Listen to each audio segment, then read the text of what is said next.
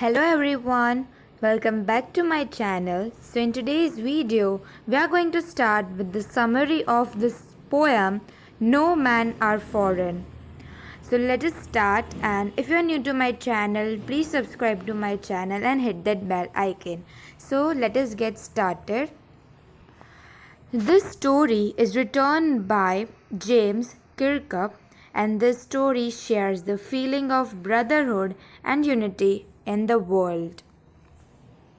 The title No Man Are Foreign means that no man belongs to another country. The poet wants to say that all the men are same and equal. The poem begins and ends with the same line that remember, no man are strange and no country is foreign.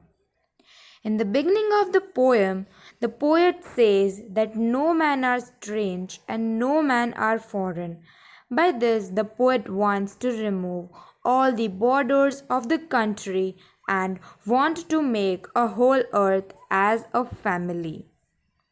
By this, the poet wants to emphasize the fact that all the people living on the earth are the same, and we have created distinction by erecting borders and fences, different languages, and other all things.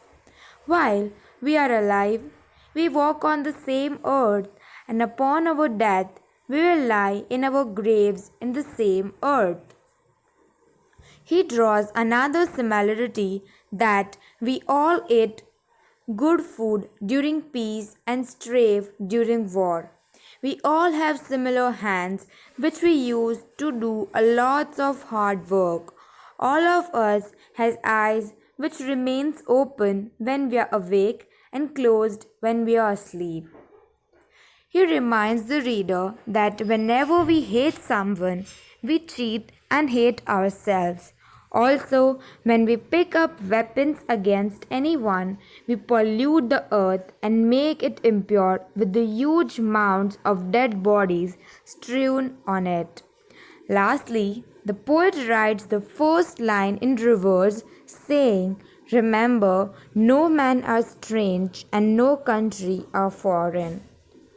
So let us learn or see the literary devices of this poem. First, rhyme scheme. So this entire poem is written in free words and there is no rhyme scheme in the whole poem. Second one is alliteration. The instances of alliteration in the poem are, in the first stanza, body breathes. Here B sound is repeating twice.